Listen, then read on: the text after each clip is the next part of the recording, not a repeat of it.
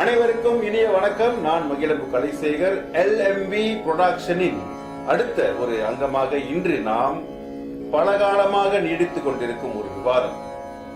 தமிழ் புத்தாண்டு என்பது சித்திரை ஒன்றா அல்லது தை ஒன்றா என்ற ஒரு விடயத்தை அரசியல் ரீதியாகவும் வானியல் ரீதியாகவும் இலக்கிய ரீதியாகவும் ஆதாரங்களுடன் பார்ப்போம் என்ற ஒரு அடிப்படையிலே ஒரு முக்கிய ஆளுமை ஒருத்தரை நம்மளுடன் இங்கே இணைத்திருக்கின்றோம். ஐயா அவர்கள் மலேசிய தமிழ் இலக்கியத்தின் ஒரு முக்கியமான எழுத்தாளர்.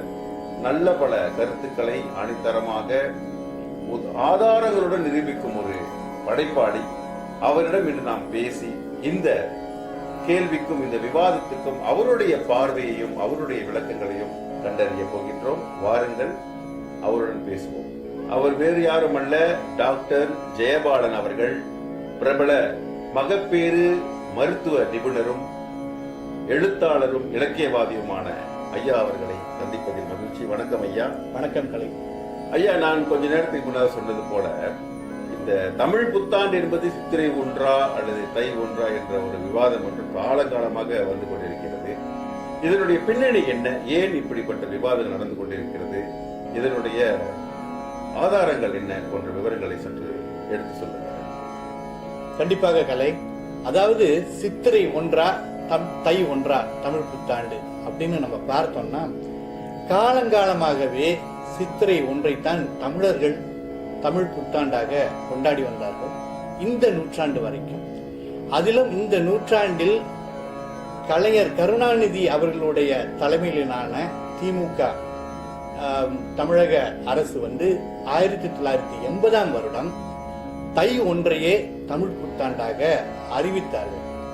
அதற்கு அப்புறம் 2011ஆவது வருஷம் அதிமுக அரசு, நம்முடைய செல்வி ஜெயலலிதா அவர்களுடைய தலைமையிலான அதிமுக அரசு திரும்பவும் சித்திரை ஒன்றுதான் தமிழ் புத்தாண்டு என்று அரசாங்க ரீதியாக அறிவித்தார்கள். இந்த வாக்குவாதம் தான் இன்றைக்கு மலேசியாவிலையும் தொடருது. அதாவது இந்த தமிழகத்தில் உள்ள ஜெயலலிதா கருணாநிதி சம்பந்தப்பட்ட அதே சர்ச்சை இங்கே மலேசிய தமிழர்களிடம் தொடர்ந்து வந்து கொண்டிருக்கின்றது. இந்த பின்னணி தான் இன்றைக்கு நாம் சித்திரையா தையா அப்படின்னு நம்ம பார்க்க இருக்கின்றோம். சரிங்க ஐயா, இப்பொழுது எதன் அடிப்படையில் தை ஒன்றுதான் தமிழ் புத்தாண்டு என்ற பிரகடனத்தை திமுக கட்சியினர் செய்தார்கள் என்பதை கொஞ்சம் சொல்ல முடியுமா? 1980ஆவது வருஷம் நம்முடைய தமிழகத்தை ஆட்சி செய்த திராவிடர் முன்னேற்ற கழக அரசு தை ஒன்றுதான் தமிழ் புத்தாண்டு என்பதை 1921ஆவது வருடமும் 1935ஆவது வருடமும் சென்னை பச்சையப்பன் கல்லூரியில் நடந்த ஒரு அறிஞர்கள் கூட்டத்தின் முடிவுகளை அடிப்படையாக வைத்து சொன்னார்கள் என்று சொல்கின்றார். இது எந்த அளவுக்கு உண்மை அப்படிங்கறத நம்ம பார்த்தோம் அப்படின்னா, 1921ஆவது வருடம் அந்த மாதிரி ஒரு அறிஞர்கள் கூட்டம் நடக்கவே இல்லை என்று பச்சையப்பன் கல்லூரி பேரேட்டில் குறிப்பிடப்பட்டிருக்கின்றது. இதற்கான எந்த ஒரு ஆதாரமும் அங்கே இல்லை. அதை தவிர 1921ஆவது வருடம் நம்முடைய தவத்திரு மறைமலை அடிகள் இலங்கையில் இருந்திருக்கின்றார். இலங்கையில் அவர் திருவள்ளுவரை பற்றியும் தமிழர் திருநாளை பற்றியும் அந்த ஆண்டு இலங்கையில் ஒரு கூட்டத்தில் பேசுவதற்காக சென்றிருக்கின்றார். இதை அவருடைய மகன் தாயுமானவன் தன்னுடைய மறைமலை அடிகளை பற்றிய அந்த புத்தகத்தில், வரலாற்று புத்தகத்தில் குறிப்பிடுகின்றார். இதை தவிர மறைமலை அடிகளுடைய அவருடைய டைரியிலிருந்து நம்ம பார்த்த நாட்குறிப்பிலிருந்து பார்க்கும் பொழுது அந்த 1921ஆம் ஆண்டு அவர்கள் குறிப்பிட்ட அந்த மே மாதம் அவர் இலங்கையில் இருப்பதாக அவர் எழுதியிருக்கின்றார். இதையெல்லாம் வைத்து பார்க்கும் பொழுது 1921ஆம் வருடம் நடந்த கூட்டம் உண்மை அல்ல, அது ஏதோ ஒரு கூட்டத்தை வைத்து அது பச்சையப்பன் கல்லூரி கூட்டம் என்று சொல்கின்றார்கள். அடுத்ததாக 1935ஆவது வருஷம் 500 தமிழ் அறிஞர்களை கொண்டு கூட்டம் நடந்ததாக சொல்கின்றார்கள். ஆனால் அங்கே இருந்ததோ 30 தமிழ் அறிஞர்கள் மட்டும்தான். இதை தவிர 1935ஆம் ஆண்டு சென்னை பச்சையப்பன் கல்லூரியில் நடந்த கூட்டமாக சொல்லப்படுகிறது. அதில் மறைமலை அடிகள் இருந்திருக்கின்றார்கள். அவர்களோடு நம்முடைய சோமசுந்தர பாரதியார், தேப்போ மீனாட்சி சுந்தரம் பிள்ளை, வேணுகோபால் பிள்ளை போன்ற அறிஞர்களும் இருந்திருக்கின்றார்கள். ஆனால் 500 பேர் இல்ல, 30 பேர் தான். 1952ஆம் ஆண்டு திருவள்ளுவர் சங்கத்தினரால் வெளியிடப்பட்ட திருவள்ளுவர் தின மலரில் குறிப்பிடப்பட்டிருக்கின்றது. ஆகவே இவைகள் எல்லாம் பதிவாகி இருக்கின்றன. தவிர அந்த கூட்டத்தில் என்ன பேசினாங்க அப்படின்னா, எது தமிழ் புத்தாண்டு என்பதை பற்றி அவர்கள் பேசவில்லை.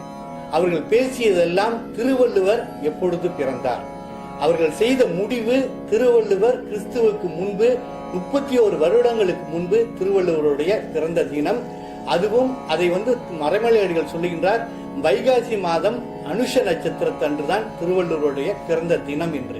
ஆகவே அதை ஒட்டி அவர்கள் என்ன செய்தார்கள் என்றால், வைகாசி மாதம் வரக்கூடிய அனுஷ நட்சத்திரத்தில் திருவள்ளுவர் தினமாக அவர்கள் அறிவித்தார்கள்.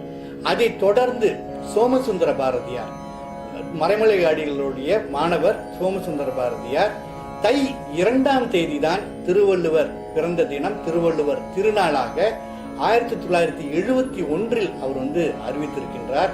ஆகவே இதுல எங்கேயுமே தை 1ஆம் தேதி தமிழர் புத்தாண்டு, தமிழ் புத்தாண்டு என்பது பற்றி அவர்கள் பேசவில்லை. திருவள்ளுவர் பிறந்த தினம் எது, திருவள்ளுவர் பிறந்த ஆண்டு எது என்பதைத்தான் அவர்கள் அங்கே முடிவு செய்தார்கள். ஆகவே தமிழ் அறிஞர்கள் எல்லாம் சேர்ந்து தை 1ஆம் தேதி தான் தமிழ் புத்தாண்டு என்று முடிவு செய்தது உண்மைக்கு புறம்பான செய்தி. ஒரு தனி மனிதரின் முடிவை தவிர அது அறிஞர்கள் கூட்டத்தின் முடிவு அல்ல என்பது இதன் மூலம் நிரூபணமாகின்றது. ஏனென்றால் எப்பொழுதுமே எங்கே ஏட்டில் பதிவு செய்ததுதான் ஆதாரங்களாக நாம் கொள்ளலாம். ஆக எந்த இடத்திலும் 1921ஆம் ஆண்டும் சரி, 1935ஆம் ஆண்டும் சரி, தை 1 தான் தமிழ் புத்தாண்டு என்று குறிப்பிடப்படவில்லை, பதிவு செய்யப்படவில்லை. 1935 கூடியதாக கூட சொல்லக்கூடிய அந்த அறிஞர்கள் கூட்டமும் 500 பேர் கொண்டதல்ல, வெறும் 30 பேர் கொண்ட அறிஞர்கள் கூட்டம். அதில் கலந்து கொண்ட முக்கியமானவர்கள் ஒரு 5 பேர். ஆனால் அவர்கள் முடிவு செய்ததும் திருவள்ளுவர் பிறந்த தேதி, திருவள்ளுவர் பிறந்த ஆண்டு என்பதை தவிர தை 1 தமிழ் புத்தாண்டு என்று அவர்கள் அங்கே முடிவு செய்யவில்லை. இது ஒரு தனிப்பட்ட மனிதரின் முடிவு. அதுவும் 60 வருடம் கழித்து 1980 அவர் இதை அறிவிக்கின்றார். சரி ஐயா, அரசியல் என்பது எப்பொழுதுமே எதை வேண்டுமானாலும் செய்ய முடியும், செய்யக்கூடியது என்பதற்கு இங்கேயும் ஒரு சான்று இருப்பதை மிக தெளிவாக ஐயா எடுத்து சொன்னார். ஆக அரசியல் படி பார்த்தாலும் கூட சித்திரை 1 தான் தமிழ் புத்தாண்டாக இருந்திருக்கிறது. அது ஒரு தனிநபருடைய மாற்று கருத்து என்பதை அவர் சில ஆதாரங்களுடன் நிரூபித்திருக்கிறார். ஐயா, அரசியலை விட்டுருவோம். ஐயா, அரசியல் என்பது நம்ம முதல்ல சொன்னது போல அது எப்படியும் இருக்கும். இப்போ வானிலை ரீதியாக, வானியல் ரீதியாக இந்த தமிழ் புத்தாண்டு பத்தி என்ன சொல்லுது என்பதை நீங்க கொஞ்சம் சொல்லுங்க. ரொம்ப அழகா சொன்னீங்க. அதாவது அரசியல் ரீதியாக சொல்லக்கூடிய தத்துவங்கள் மாறலாம், தலைவர் மாறலாம், தர்பார் மாறலாம், தத்துவம் மட்டுமே அட்சய பாத்திரம் என்பார் கவியரசு கண்ணதாசன். அந்த வகையில பார்த்தோம் என்றால் அரசியலை விட்டுருவோம். வானியல் என்பது, இந்த புத்தாண்டு என்பதே வானியலை அடிப்படையாக கொண்டு நாம் கணிப்பது மட்டும்தான். இந்த கால நிர்ணயங்கிறது வானியலை அடிப்படையாக கொண்டு நாம் அதை முடிவு செய்கின்றோம். அந்த வகையில பார்த்தோம்னா அன்றைய தமிழர்கள் வானியல்ல மிகச் சிறந்தவர்களாக விளங்கினார்கள். காலத்தை நொடியாக, நொடிகளை நாழிகைகளாக, நாழிகைகள் நாளாக, நாட்களை கிழமைகளாக, கிழமைகள் வாரமாக, வாரங்களை திங்களாக, திங்களை ஆண்டாக, ஆண்டுகளை சேர்த்து ஊழியாக அன்றைக்கே வகுத்தவன் தமிழன். ஆகவே அந்த வகையில பார்த்தோம்னா இன்றைக்கு சூரியோதயமும் நாளைக்கு சூரியனும் சேர்ந்தது ஒரு நாள். சூரியனை வைத்து ஒரு நாளை கணக்கெடுக்கிறார்கள். தமிழர்களுடைய கணிதத்தின்படி இரவு 12 மணிக்கு நாள் பிறக்கல, காலையில சூரியோதயத்தின் படிதான் நாள் பிறக்கின்றது. அதே மாதிரி ஒவ்வொரு ராசியிலும் சூரியன் சஞ்சரிக்கும் பொழுது அது ஒரு மாதம். அதாவது மிதுன ராசியிலிருந்து மேட ராசிக்கு சூரியன் போகும் பொழுது அது சித்திரை மாதத்தின் பிறப்பு. மேஷத்தில் இருக்கும் நாட்கள் சித்திரை மாதம். அதே மாதிரி தான் தை மாதமும். அதாவது சூரியன் மகர ராசிக்கு பிரவேசிக்கும் நாள் வந்து தை மாதம். ராசிகளிலேயே முதல் ராசியாக ஜோதிட ரீதியை, ஜோதிடம் வேறு வானியல் வேறு என்பது அல்ல, ஜோதிடம் என்பது வானியலை அடிப்படையாக கொண்ட ஒரு அறிவியல் அப்படின்னு தான் நம்ம சொல்றோம். அந்த மாதிரி பார்க்கணும்னா ராசிகளிலேயே முதல் ராசியாக இருப்பது மேஷராசி. இந்த மேஷராசிக்குள்ள சூரியன் நுழையக்கூடிய அந்த நாள் தான் சித்திரை 1ஆம் தேதி. ஆகவே வானியல் ரீதியாக நாம் பார்த்தோம் என்றாலும் மேஷ ராசிக்குள் முதல் ராசிக்குள் சூரியன் நுழையக்கூடிய முதல் நாள் சித்திரை 1. இதை தவிர தமிழர்கள் பொழுதை வந்து சிறு பொழுது பெரும்பொழுது என்று வகுத்தார்கள்.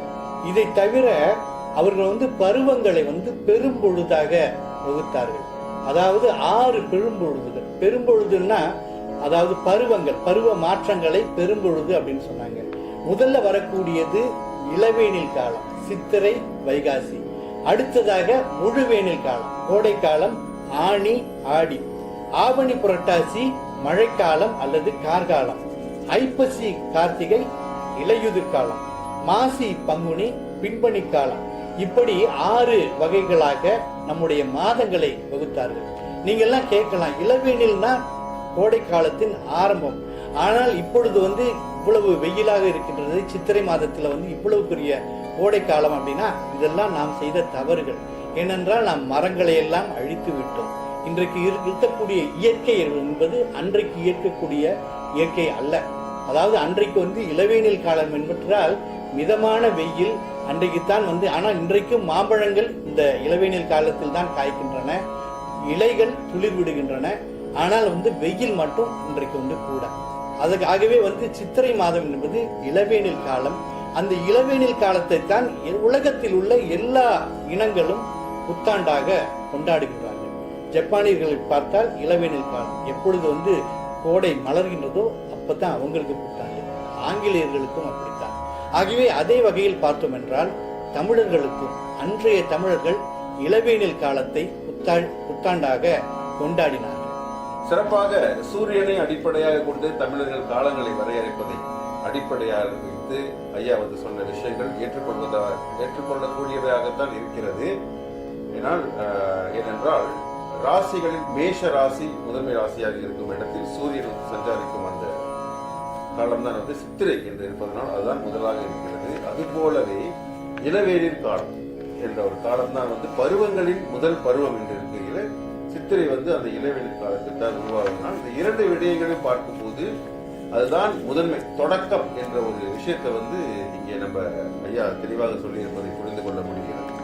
சரி, நம்ம அடுத்த கட்டமாக வேறொரு பார்வை இலக்கியம் அப்படின்ற ஒரு விஷயம் இருக்கிறது. இலக்கியம் என்பது மரபு, நம்முடைய முன்னோர்கள் பாட்டன் முப்பாட்டன்கள் நம்முடைய ஆதி அண்டத்திலிருந்து எப்படி இந்த இலக்கியம் வந்து பதிவு செய்யப்பட்டிருக்கிறது, அங்கே இந்த புத்தாண்டை பற்றிய விவரங்கள் என்னென்ன இருக்கிறது போன்ற விஷயங்களை ஐயாவிடமிருந்து கேட்டு தெரிந்து கொள்வோம். இலக்கியம் என்பது காலத்தின் கண்ணாடி. அதாவது நம்முடைய இந்த காலத்தில் நாம் என்ன செய்தோம், என்ன பதிவு ஆகியிருக்கின்றது என்பதை இலக்கியங்களில் தான் நாம் பார்க்கலாம். அந்த வகையில் பார்த்தால் நான் முதலில் சொன்ன காலங்களை வகுத்ததை கூட சூடாமணி நிகண்டு அப்படின்னு சொல்லக்கூடிய ஒரு அகராதி, அது வந்து தமிழ் அகராதி, அந்த காலத்துல வந்து 10வது நூற்றாண்டில் வந்த சூடாமணி நிகண்டில் காலங்களை சித்திரை வைகாசி வந்து இளவேனில் காலம் என்று குறிப்பிட்டிருக்கிறார்கள்.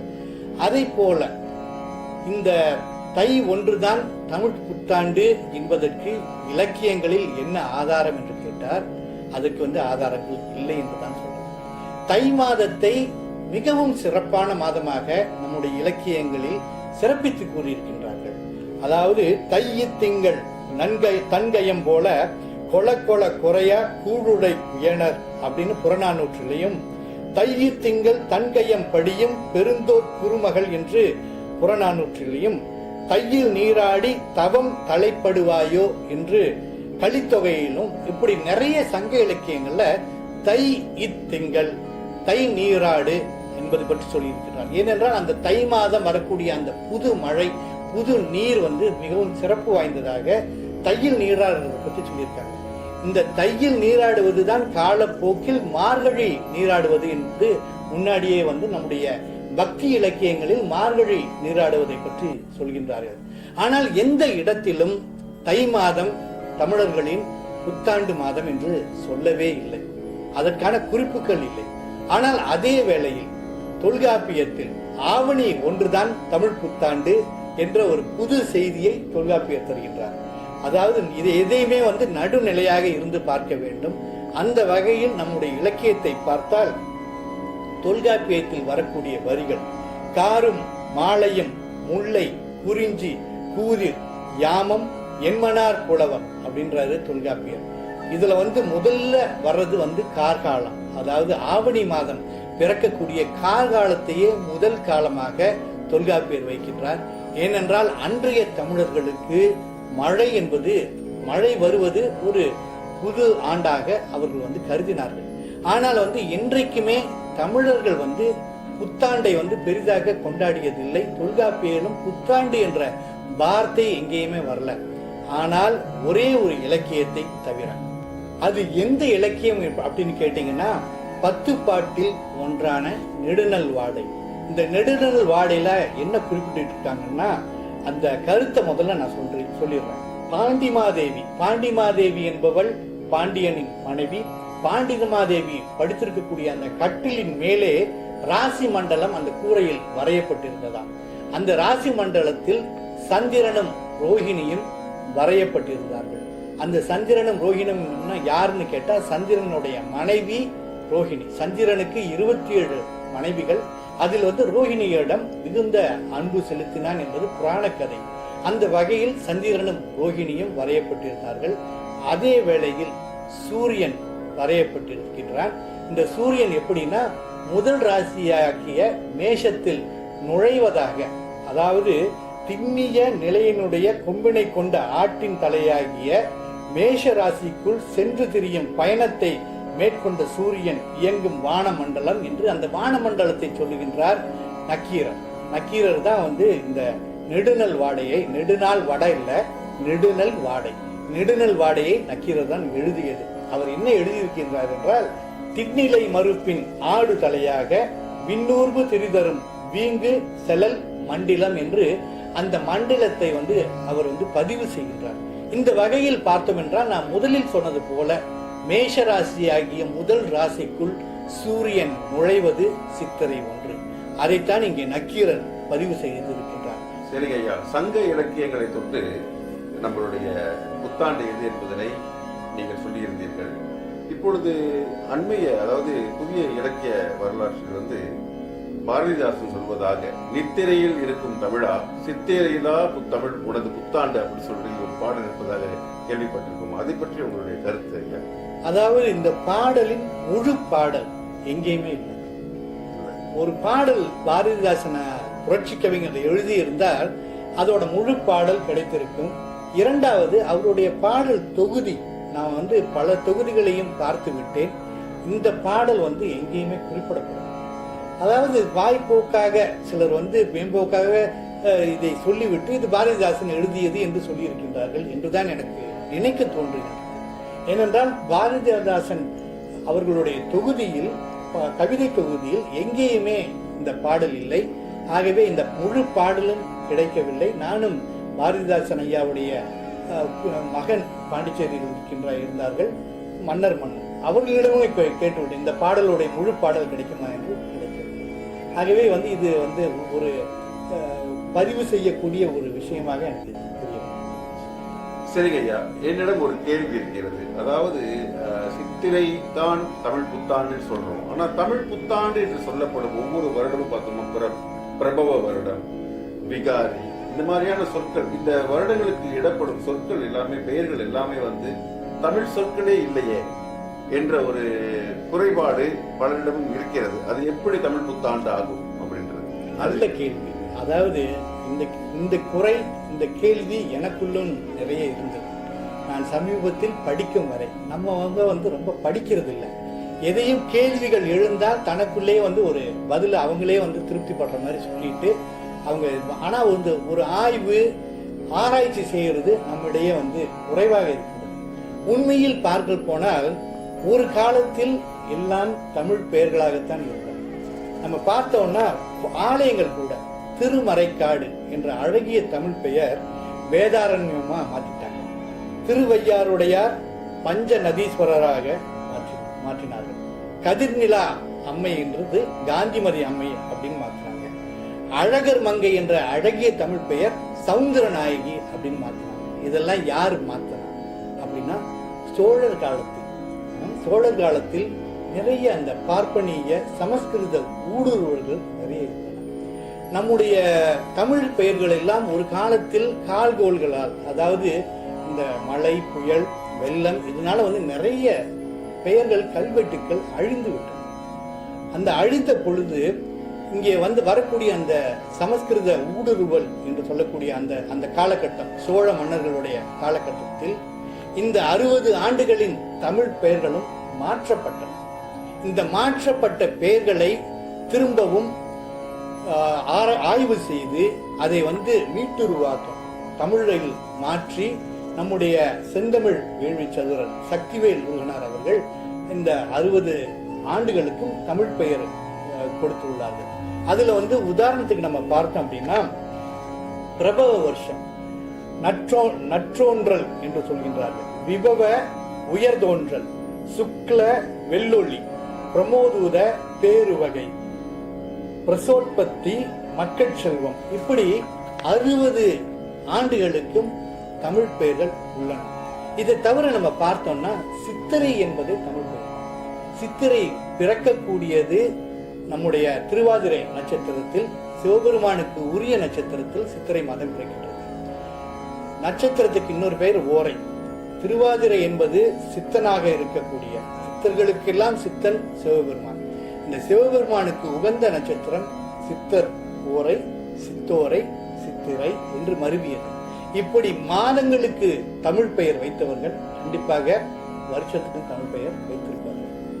வருட என்ற அந்த வார்த்தைக்கு அர்த்தமே ஆடு. ஏனென்றால் மேஷம் என்பது ஆட்டின் தலையை குறிக்கும். அதனால வருட என்ற வார்த்தை எதை குறிக்கின்றது என்றால் மேட நட்சத்திரத்தில் பிறக்கக்கூடிய வருஷத்தை குறிக்கின்றது. ஆகவே கண்டிப்பாக இவை எல்லாம் தமிழ் பெயர்கள் பின்னாளில் சோழர்கள் காலத்தில் சமஸ்கிருதமாக்கப்பட்டது. இன்றைக்கு திரும்பவும் மீட்டுருவாக்கம் செய்கிறது. என்னுடைய சொத்து இன்னொருவர் பெயரில் பின்னாடி மாற்றி எழுதியதற்காக அது என்னுடைய சொத்து அல்ல என்பது ஆகாது. இன்றைக்குமே இந்த தமிழ் வருடங்கள் நம்முடைய சொத்து. நம்முடைய தமிழர்கள் வானியலின் படியும் மற்றும் ஜோதிட அறிவியலின் படியும் அவர்கள் கண்ட இந்த அறிவியல் எதற்காக 60 வருஷம் அப்படின்னு நீங்க கேட்கலாம். அடுத்த கேள்வி அதுதான் இருக்கும். எதற்காக இது சுழல் ஆண்டாக இருக்கின்றது 60? ஏனென்றால் நான் முதலிலேயே சொன்னபடி இது சோதிட அறிவியலின் படி சொல்லும். 60 ஆண்டுக்கு முதல் ஒரு தடவை நீங்கள் பிறந்த நட்சத்திரம், பிறந்த ராசி, பிறந்த வருடம் மீண்டும் வருகின்றது. ஆகவே இந்த ஒரு சுழல் இந்த ராசி நட்சத்திர மண்டலங்களின் சுழலினால் இது 60 வருஷம் அப்படின்னு சொல்றோம். சரி ஐயா, இன்னும் இப்போ புதியவர்கள், புதிய தலைமுறையினர் முன்வைக்கும் கேள்வி என்னன்னா, மொழி, சமயம். இது தமிழ் புத்தாண்டு அப்படி சொல்றது மொழி சார்ந்து நீங்க சொல்றீங்க. ஆனால் இது எல்லா தமிழ் பேசுபவர்களும் இந்துக்கள் அல்லவே. அது போல இந்துக்களாக இருப்பவர்கள் யாவருமே தமிழ் பேசவில்லையே என்ற ஒரு கருத்து இருக்கும்போது இது எப்படி தமிழ் புத்தாண்டு ஆகும்? இதெல்லாமே சமயத்தின் அடிப்படையில் சொல்லப்பட்ட விடயங்களை வைத்து எது எப்படி தமிழ் புத்தாண்டு ஆகும்? தமிழ் பேசுபவர்கள் இஸ்லாமியர்களும் இருக்கிறார்கள், கிறிஸ்துவர்களும் இருக்கிறார்களே, எப்படி சித்திரை ஒன்று தமிழ் புத்தாண்டு என்று சொல்லப்படுகிறது என்ற ஒரு கேள்விக்கு உங்களிடம் பதில் இருக்கிறதா ஐயா? அதாவது தமிழ் புத்தாண்டு என்பது வானியலையும் நம்முடைய பருவங்களையும் அடிப்படையாக கொண்டு நாம் கொண்டாடக்கூடியது. இளவேனில் காலத்தை நாம் வரவேற்பதாக இது அமைந்துள்ளது. அதே நேரத்தில் இந்த தமிழ் புத்தாண்டை எல்லோரும் கொண்டாடலாம். இந்துக்களுக்கு மட்டும் சொந்தமானது என்று நான் சொல்லவில்லை. கிறிஸ்தவர்களும் கொண்டாடலாம், மற்ற எல்லோரும் கொண்டாடலாம். இதற்கு காரணம் இந்த புத்தாண்டே சூரியனை அடிப்படையாக கொண்டது. தமிழ் புத்தாண்டு ஒரு மத சார்பு உடையது அப்படி என்றால் இந்தியாவெங்கும், இந்தியாவில் இருக்கக்கூடிய இந்துக்கள் எல்லாம் இந்த நாளை புத்தாண்டாக கொண்டாட வேண்டும், இந்து புத்தாண்டு என்று கொண்டாட வேண்டும். ஆனால் உதாரணத்துக்கு மலையாளிகள் வேறு நாளை கொண்டாடுகிறார்கள், குஜராத்தில் உள்ளவர்கள் தீபாவளியை புத்தாண்டாக கொண்டாடுகின்றார்கள். பஞ்சாபியர்கள் வேறு நாளை புத்தாண்டாக கொண்டாடுகின்றார்கள். ஆகவே இப்படியெல்லாம் பார்க்கும் பொழுது தமிழ்நாட்டில் மட்டும்தான் சூரியனை அடிப்படையாக வைத்து நாம் தமிழ் புத்தாண்டை அமைத்திருக்கின்றோம். வடநாட்டவர்களுடைய புத்தாண்டு சந்திரனை அடிப்படையாக கொண்டது. அவர்களுடைய புத்தாண்டு சந்திரனை அடிப்படையாக, இன்னும் சொல்ல போனால் ரிக்வேதத்தில் கூட சந்திரனை அடிப்படையாக வைத்துத்தான் புத்தாண்டை அங்கே கொண்டாடி இருக்கின்றார். ஆகவே தமிழ் புத்தாண்டு என்பது தமிழர்கள் எல்லோரும் ஒரு காலத்தில் ஒரே மொழியாக ஒரே சமயமாக இருந்தாலும் இன்றைக்கு இருக்கக்கூடிய சூழ்நிலையிலும் தமிழ் புத்தாண்டு என்பது தமிழ் இனத்தின் புத்தாண்டு தான் சித்திரை 1 என்பதை நாம் இலக்கியங்களின் மூலமாகவும் மற்றும் பழைய பதிவுகளின் மூலமாகவும் நாம் சொல்லலாம், கண்டிப்பாக சொல்லலாம். நன்றி ஐயா, அழகான விவரங்களையும் ஆதாரபூர்வமாக சொல்லிக் கொண்டிருக்கிறீர்கள். இன்னும் ஒரு விசித்திரமான ஒரு கருத்து இருக்கிறது. அதாவது இந்த 60 ஆண்டுகள் என்று சொல்றோம் இல்லையா, இந்த தமிழ் ஆண்டுகள் அப்படின்னு சொல்லிட்டு, அந்த ஆண்டுகள் ஒவ்வொன்றும் 2 ஆண்களுக்கு இடையில் பிறந்தது. ஒரு ஆணுக்கும் இன்னொரு ஆணுக்கும் பிறந்த வருடங்கள் என்ற ஒரு ஆபாச சாயமும் பூசப்பட்டிருப்பதாக தெரிய வருகிறது. அதை பற்றிய விவரங்கள், கருத்துக்கள் கொஞ்சம் சொல்லுங்கள். அதாவது நீங்கள் சொல்லக்கூடிய இந்த கருத்து கடவுள் மறுப்பாளர்கள் பொதுவாக நம்முடைய இந்து மதத்தை கொச்சைப்படுத்துவதற்காக சொல்லக்கூடிய அந்த ஒரு கருத்து. இந்த கருத்தை அவங்க எங்கே இருந்து எடுக்கிறாங்க அப்படின்னா, அபிதான சிந்தாமணி என்று சொல்லக்கூடிய ஒரு அகராதி, அதாவது அது ஒரு நிகண்டு அப்படின்னு சொல்லுவாங்க. அபிதான சிந்தாமணி அப்படின்ற நிகண்டை யாரு எழுதுனா அப்படின்னா ஹேமச்சந்திர சூரி அப்படின்ற ஒரு சமணர், அதாவது ஒரு இந்து அல்லாத ஒருத்தர் ஒரு அகராதி டிக்ஷனரி ஒன்ன எழுதி இருக்கின்றார். அந்த அகராதியில் அவர் இந்த 60 ஆண்டுகளை சொல்லும் பொழுது அந்த 60 ஆண்டுகள் எப்படி பிறந்தன என்பதை அவர் ஒரு அப்டிராக்டா, அதாவது தலையும் இல்லை காலும் இல்லை நடுவுல உள்ளதை மட்டும் சொல்லுவாங்க அப்படின்னு சொல்றாங்க இல்லையா. அந்த வகையில் அந்த அபிதான சிந்தாமணியில் ஹேமச்சந்திர சூரி என்கிற சமணர் சொல்கின்றார், இந்த புத்தாண்டுகள் நாரதருக்கும் கிருஷ்ணருக்கும் பிறந்தது என்று சொல்கின்றார். அதோட அர்த்தம் என்னன்னா, 60,000 கன்னிகையரோடு நீங்கள் இருக்கிறீர்களே, எனக்கு ஒரு கன்னியை தரக்கூடாதா என்று கேட்ட நாரதரை கன்னியாக்கி அவரிடம் கிருஷ்ணன் பெற்ற 60 குழந்தைகள் தான் பிரபவ முதலிய 60 ஆண்டுகள் என்று இந்த அபிதான சிந்தாமணியில் கூறப்பட்டிருப்பதாக நம்முடைய சிந்தாமணிகள் கூறுவார்கள். ஆனால் இதுல எந்த அளவுக்கு உண்மை என்பதை நாமும் அந்த சமயத்தில் இருந்து கொண்டுதான் பார்க்கணும். அந்த சமயம்னா நேரம் இல்லை, அந்த குறிப்பிடக்கூடிய கொள்கை வைணவ கொள்கை. ஒரு வைணவராய் இருந்துதான் நாம் இதை பார்க்கணும். ஒரு வைணவருக்கு, வைணவர்களில் எல்லோரும் கோபியர்களைப் போல, பெண்களைப் போல, அவர்களுக்கு அந்த பரமாத்மாவாக இருக்கக்கூடிய கிருஷ்ணன் தான் ஆண்மகன். வாரியார் சுவாமி கூட ரொம்ப அழகா சொல்லுவார், உலகத்திலேயே ஒரே ஆண்மகன் முருகப்பெருமான் தான். மற்றவர்கள் எல்லாம், மற்ற ஆன்மாக்கள் எல்லாம் அந்த கோபியர்களை போல ஜீவாத்மாவாக அந்த பரமாத்மாவை அடைய வேண்டும் என்ற அந்த ஒரு உருவகத்தை தான் இந்த கோபியர் கிருஷ்ணருடைய அந்த லீலைகள் சொல்கின்றன. இதைத்தான் வைணவத்தில் ராசலீலை அப்படின்னு சொல்லுவாங்க. ராசலீலை என்றால் கிருஷ்ணன் 60,000 கன்னிகைகள் இல்லை, 60,000 பக்தர்கள், 60,000 வைணவர்கள்.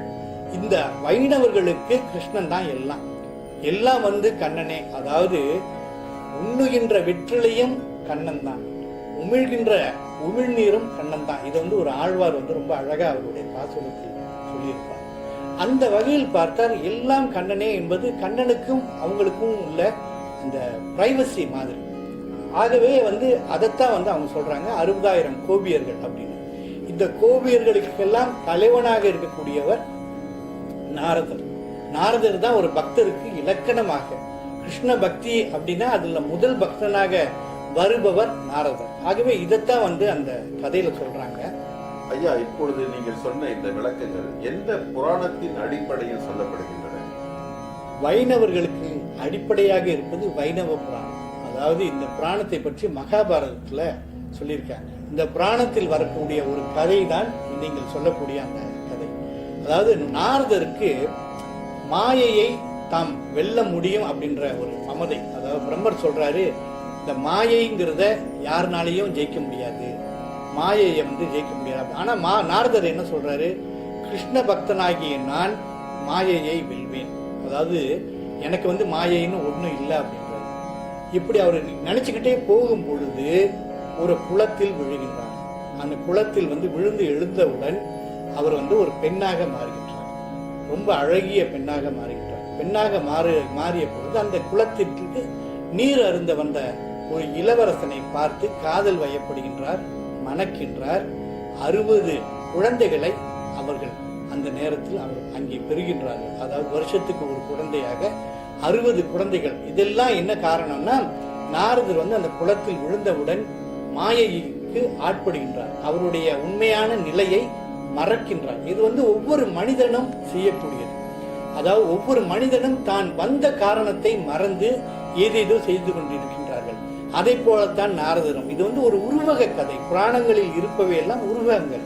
ஆகவே நாரதர் இந்த குளத்தில் விழுந்து பெண்ணாக மாறி 60 குழந்தைகள், இந்த 60 குழந்தைகள் தான் பிரபவ முதலிய இந்த 60 வருஷங்கள். இந்த 60 வருஷங்களை பெற்றவுடன் அந்த இளவரசன் ஒரு போரில் மாண்டு போகின்றான். அவனுடன் இந்த 60 குழந்தைகளும் மாண்டு போகின்றன. நாரதருக்கு உண்மையான நிலைமை தெரிய வருகின்றது.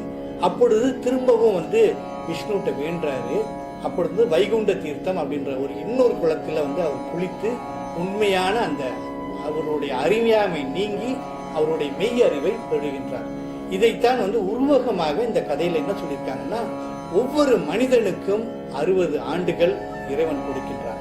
அவன் பிறந்ததிலிருந்து மனிதன் வந்த வேலையை மறந்துட்டு எந்த வேலையோ செஞ்சுக்கிட்டு இருக்கான். 60 ஆண்டுகள் கழித்து உண்மையை உணர்ந்த மனிதன் திரும்பவும் இறைவன் அவனுக்கு ஒரு வாய்ப்பை கொடுக்கின்றான். அதனால தான் மணிவிழாவை நம்ம கொண்டாடுறோம். 60 வருஷம் என்னென்னமோ செஞ்சுட்டோம்.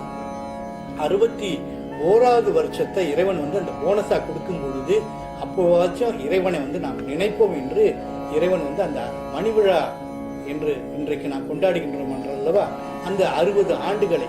ஆகவே நாரதருக்கும் கிருஷ்ணருக்கும் பிறந்ததாக சொல்லப்படுபவை, நாரதருக்கும் அல்லது அந்த இளவரசருக்கும் பிறந்ததாக சொல்லப்படுபவை 60 வருடங்கள். இவையெல்லாம் மாயைகள்.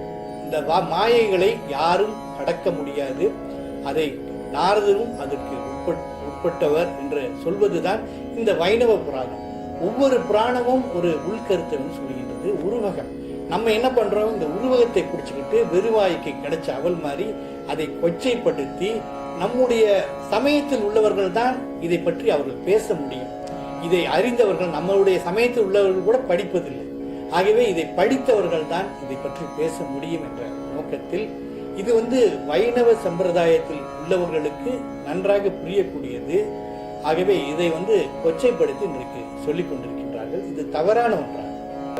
இங்கேயும் 60 வருடம், அங்கேயும் 60 குழந்தைகள் என்பதனால் இரண்டையும் தொடர்பு படுத்தி ஒன்றாக்கி ஒரு சமணர் சொன்ன ஒரு விடயத்தின் அடிப்படையில் பல கொச்சையான தவறான கருத்துக்கள் தான் நிலவி வருவதை அழகாக ஐயா எடுத்து சொன்னார். இது போல அவரவருக்கு இருக்கும் கருத்துக்கள் கொஞ்சம் இருக்கும் விவரங்களை வைத்துக் கொண்டு நிறையவே இது போன்ற தவறான கருத்துக்கள் பரிமாறிப்பட்டு வருகின்றது காலகாலமாக என்பதனை நாம் அறிய வேண்டும். சரி ஐயா, இதுவரை நாம் இலவியல் சார்ந்தும் அரசியல் சார்ந்தும் இலக்கியம் சார்ந்தும் தை ஒன்றுதான் தமிழ் புத்தாண்டு என்று எங்குமே சொல்லப்படவில்லை என்பதை தெள்ள தெளிவாக பார்த்தோம். இந்த 3 விடைகள் தவிர்த்து வேறு எங்காவது சித்திரை ஒன்றுதான் தமிழ் புத்தாண்டு என்று சொல்லப்பட்ட பதிவுகள் இருக்கிறதா? அது பற்றி கொஞ்சம் ஆதாரங்கள் கொடுக்க முடியுமா? கண்டிப்பாக நிறைய பதிவுகள் இருக்கின்றன. உதாரணத்துக்கு சொல்ல வேண்டும் என்றால், கிறிஸ்துவுக்கு பிந்திய 270வது ஆண்டு சங்க காலத்தின் இறுதி ஆண்டு கல்வெட்டு என்று சொல்லக்கூடிய பூலாங்குறிச்சி கல்வெட்டு சக ஆண்டு முறையில் எழுதப்பட்டிருக்கின்றது. மதுரை ஆனைமலை கல்வெட்டு என்று சொல்லக்கூடியது கலியுக ஆண்டு என்று அந்த கலியுக ஆண்டை குறிப்பிடுகின்றது. ஐயம்பாளைய கல்வெட்டு சக ஆண்டு என்று சொல்லுகின்றது. ஆக சங்க காலத்திலேயே இந்த 2 ஆண்டு முறைகள், சக ஆண்டு, கலியுக ஆண்டு என்று புழங்கி வந்தது தெரிகின்றது. அடுத்ததாக கிபி 12வது நூற்றாண்டில் அகத்தியர் பன்னீராயிரம் என்ற ஓலைச்சுவடி கிடைத்துள்ளது. கிபி 15ஆம் நூற்றாண்டில் திருவாரூரில் உள்ள கமலை ஞானப்பிரகாசம் எழுதிய புட்ப விதி என்ற நூலும் நம்முடைய தமிழ் ஆண்டு முதல் மாதம் என்பது சித்திரை என்பதை தெல்ல தெளிவாக குறிப்பிடுகின்றார்கள். 18 சித்தர்களில் ஒருவர் இடைக்காட்டு சித்தர். அந்த இடைக்காட்டு சித்தர் சொல்கின்ற பொழுது 60 வருஷங்களுக்கும் தமிழ் வருடங்களுக்கும் பலன்களை சொல்கின்றார். ஆகவே இடைக்காட்டு சித்தரின் நூலிலும் அவர் வாழ்ந்த காலம் 2000 வருடங்களுக்கு முன்பு என்று குறிப்புகள் கூறுகின்றன. அந்த இடைக்காட்டு சித்தருடைய நூலிலும் இந்த 60 வருடங்கள் குறிப்பிடப்பட்டு அதற்கான பலன்களும் சொல்லுகின்றார். ஆகவே இந்த சித்திரை ஒன்றுதான் தமிழ் புத்தாண்டு என்பது பல பதிவுகளில் அந்த காலத்து ஏடுகளையோ அந்த காலத்து கல்வெட்டுகளையோ நாம் எடுத்து பார்க்கும் பொழுது சித்திரை ஒன்றை வைத்துத்தான் அவர்கள் தமிழ் புத்தாண்டாக, கலியுக ஆண்டாகவோ சக ஆண்டாகவோ அவர்கள் சொல்கின்றார்களே தவிர தை ஒன்றை வைத்து அவர்கள் சொல்லவில்லை. ஐயா, இவ்வளவு நேரம் நம்மளுடைய மக்களுக்காக, அதாவது மக்கள் நலனுக்காக, சமுதாயத்தின் நலனுக்காக இந்த விடயங்களை நீங்கள் ஆராய்ச்சிகள் செய்து அதற்காக நிறைய விடயங்களை வாசித்து அறிந்து இங்கே பதிவு செய்தீர்கள். இந்த பேட்டியின் நிறைவாக உங்களுடைய கருத்துக்களை சொல்லி நம்ம நிறைவு கொண்டு வரலாம். அதாவது எப்பொழுதுமே உண்மையே வெல்லும் என்று சொல்வார்கள். தை முதல் தேதியை புத்தாண்டாக கொண்டாடுவதற்காக சித்திரைக்கு மதச்சாயம் பூசினார். மறைமலை அடிகளுடைய பெயரை சொல்லி, அவர் சொன்னதாக சொல்லி, திருவள்ளுவரின் பிறந்த நாள் என்று அவர் சொன்னதை மாற்றி தை ஒன்றுதான் அவர் தமிழ் புத்தாண்டாக சொன்னார் என்பதை இங்கே சொல்கின்றார்கள். எந்த ஒரு பஞ்சாங்கத்தை அடிப்படையாக கொண்டு தை ஒன்றை அவர்கள் புத்தாண்டு என்று சொல்கின்றார்களோ அதே பஞ்சாங்கத்தை, அதே ஜோதிடத்தை, அதே வானிலையை அடிப்படையாக கொண்டுதான் சித்திரை 1 புத்தாண்டு என்று நாம் கூறுகின்றோம். இவையெல்லாம் நம்முடைய தமிழனின் சொத்து. இந்த உண்மையை நாம் என்றைக்குமே மறைக்க கூடாது, மறுக்க கூடாது. ஒரு பொய்யை திரும்ப திரும்ப சொல்வதால் அது உண்மையாகாது. எப்பொழுதுமே உண்மையே வெல்லும் என்பது நிதர்சனமான ஒரு கருத்தாகும். தை 1ஆம் தேதி நாம் தமிழர்கள் எல்லோரும் சேர்ந்து தமிழர் திருநாள் கொண்டாடுவதை யாரும் எதிர்க்கவில்லை. நாங்கள் வரவேற்கின்றோம். திருவள்ளுவரை எதிர்ப்பவன் ஒரு தமிழனா? தமிழர் திருநாளின் ஒற்றுமை பேணாதவன் ஒரு தமிழனா? ஆனால் அதற்காக சரித்திரத்தை நாம் மறக்கக்கூடாது. சித்திரை 1 நம்முடைய புத்தாண்டின் துவக்கம். மரபு வழியாக காலங்காலமாக நாம் கொண்டாடி வந்தது சித்திரை 1தான். அதே காரணத்தை ஒரு தனி மனிதரின் அவருடைய ஆட்சியில் அவர் மாற்றியதை வைத்துக்கொண்டு, அடிப்படையாக வைத்துக்கொண்டு நாம் இன்றைக்கு அதற்கு இனச்சாயம் பூசுவது சரியல்ல. சித்திரை 1 புத்தாண்டாக கொண்டாட விரும்பாதவர்கள் கொண்டாட வேண்டாம். உங்களுடைய கருத்து உங்களுக்கு. அதை போல நம் சக தமிழர்களுடைய கருத்துக்கும் நாம் மதிப்பு அளிக்க வேண்டும். தை 1 என்று சொல்பவர்களுக்கு எவ்வளவு நியாயங்கள் இருக்கின்றனோ அதைவிட நிறைய கருத்துக்கள், நிறைய சான்றுகள் சித்திரை 1 தமிழர்களுடைய புத்தாண்டு என்று சொல்பவர்களுக்கும் இருக்கின்றது என்பதை நாம் அந்த கருத்துக்களை நாம் மதிக்க வேண்டும். அவற்றை நீங்கள் ஏற்றுக்கொள்ளாவிட்டாலும் பரவாயில்லை. சித்திரை 1 என்று தமிழர்கள், நம்முடைய சக தோழர்கள் புத்தாண்டு கொண்டாடும் பொழுது அதை தயவு செய்து கொச்சைப்படுத்த வேண்டாம். அதை தயவு செய்து இன்று உனக்கு புத்தாண்டு இல்லை என்று சொல்ல வேண்டாம். எல்லா நாளும் புது நாளே, எல்லா ஆண்டும் புத்தாண்டு என்ற உணர்வோடு 2 நாட்களையும் நாம் பெரு நாட்களாக கொண்டாடுவோம் என்று கூறி நிறைவு செய்கின்றேன். நன்றி, வணக்கம். மிக சிறப்பாக இந்த பேட்டியினை நிறைவு செய்திருக்கிறோம் என்று நம்புகிறோம். LMB புரொடக்ஷனின் நோக்கம் நம்முடைய மக்களுக்கு இந்த விடயத்தில் இருக்கும் குழப்பங்கள் தீர வேண்டும் என்பதுதான். ஐயா சொன்னது போல சித்திரை 1 தமிழ் புத்தாண்டாகவும் தை 1 தமிழர் திருநாளாகவும் இணைந்தே நாம் கொண்டாடி தொடர்ந்து தமிழோடு பயணிப்போம் என்று சொல்லிக்கொண்டு ஐயாவுக்கு இந்த வேளையிலே எல்எம்பி புரொடக்ஷன் சார்பாக நன்றிகளை சமர்ப்பித்துக் கொண்டு உங்களிடமிருந்து விடைபெறுகின்றோம். தொடர்ந்து எல்எம்பி புரொடக்ஷனுடன் இணைந்து